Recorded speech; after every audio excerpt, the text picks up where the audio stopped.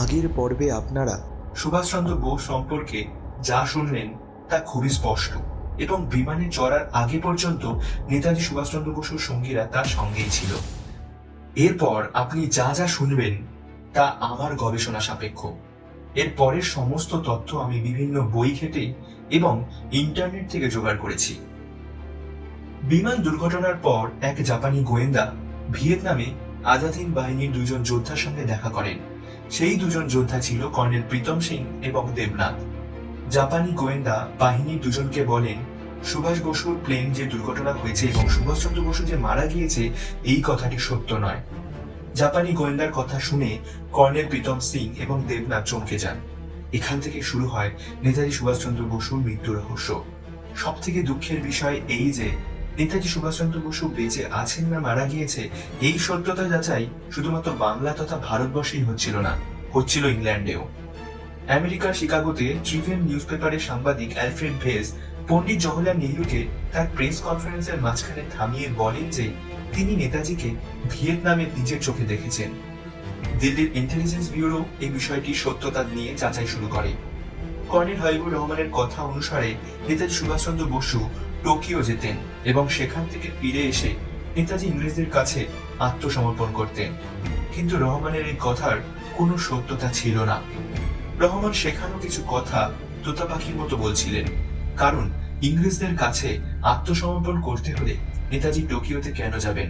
কিন্তু নেতাজি সুভাষচন্দ্র বসু ইংরেজদের কাছে আত্মসমর্পণ এবং নথি স্বীকার করবেন, এই কথাটি স্বীকার করাও সম্ভব নয়।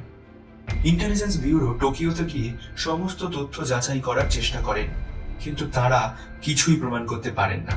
ব্রিটিশ সরকার সুভাষচন্দ্র বসুর মৃত্যু সংবাদ নিয়ে সমস্ত সন্দেহ দূর করে একটি সঠিক সিদ্ধান্তে উপনীত হতে চাইছিলেন, কারণ তারা জানত সুভাষচন্দ্র বসু ভারতবর্ষে ফিরে আসলে আবার সারা দেশে বিদ্রোহের আগুন জ্বলে যাবে। ব্রিটিশ সরকার এই সত্যতা যাচাই করার জন্য আমেরিকার কাছে সাহায্য চায়। আমেরিকার গোয়েন্দা বিভাগ ব্রিটিশ সরকারকে জানায় যে তাইপেনে সেদিন কোনো বিমান দুর্ঘটনাই হয়নি। এরপর ব্রিটিশ সরকার আজাদ হিন্দ বাহিনীর মেজর জেনারেল জে কে ভোসলেকে গ্রেফতার করেন। ভোসলের ওপর অকথ্য অত্যাচার শুরু করা হয়। শেষ পর্যন্ত তিনি স্বীকার করেন আজাদ হিন্দ বাহিনীর সেনানায়ক নেতাজি সুভাষচন্দ্র বসু প্রথমে টোকিও এবং সেখান থেকে মাঞ্চুরিয়া যেতেন, কারণ রাশিয়ার জোসেফ স্ট্যালিন নেতাজিকে সব রকম সাহায্য করার প্রতিশ্রুতি দিয়েছিল।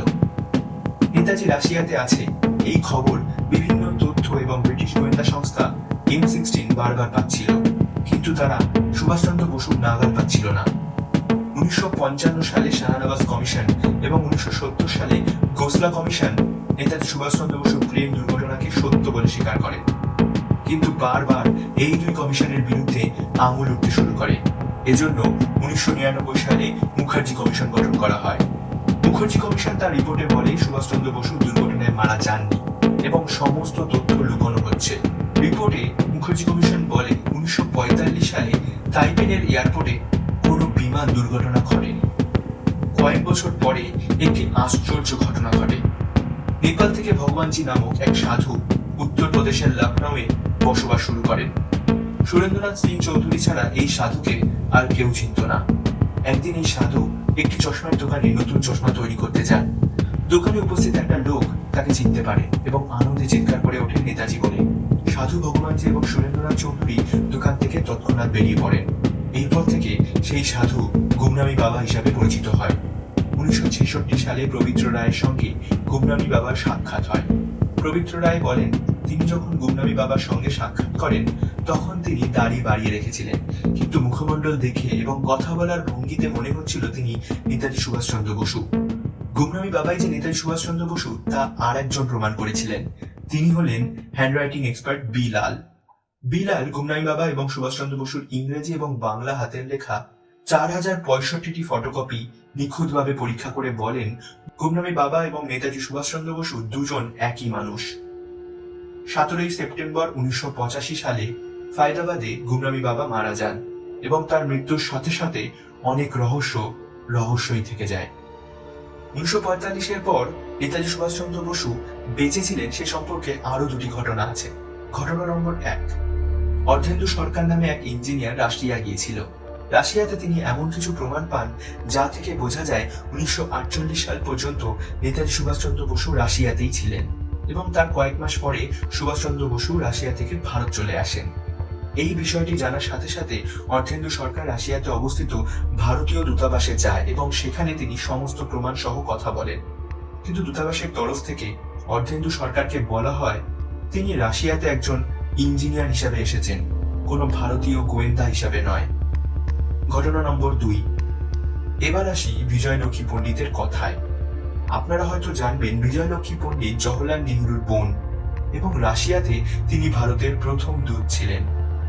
বিজয়লক্ষ্মী পণ্ডিত রাশিয়াতে তার কার্যকাল শেষ করে ভারতে ফিরে আসার পর একটি জনসভায় বলে ফেলেন রাশিয়াতে তিনি একজন মহান ব্যক্তিত্বকে দেখেছিলেন যার নাম জনসমক্ষে প্রকাশ হলে 1947 সালের 15ই আগস্ট ভারতবর্ষে যে পরিমাণ আনন্দ উৎসব উদযাপন করা হয়েছিল তার থেকে আরো বেশি আনন্দের ঢেউ এদেশে ছড়িয়ে যাবে। পণ্ডিত জওহরলাল নেহরু বিজয়লক্ষ্মী পণ্ডিতের সঙ্গে সেই সভাতেই উপস্থিত ছিলেন এবং তিনি বিজয়লক্ষ্মী পণ্ডিতকে সম্পূর্ণ কথাটা শেষ করার আগেই থামিয়ে দেন। বর্তমান সময়ের কথা বললে নেতাজি সুভাষচন্দ্র বসুর মৃত্যুর রহস্য এখনো রহস্যই থেকে গেছে এবং যত দিন যাচ্ছে এই রহস্য আরো জটিল থেকে জটিলতর হচ্ছে। নেতাজি সুভাষচন্দ্র বসু স্বাধীন ভারতের এক উজ্জ্বল ভবিষ্যতের স্বপ্ন দেখিয়েছিল। আমরা সবাই চেষ্টা করলে এখনো তার স্বপ্ন সার্থক করতে পারবো।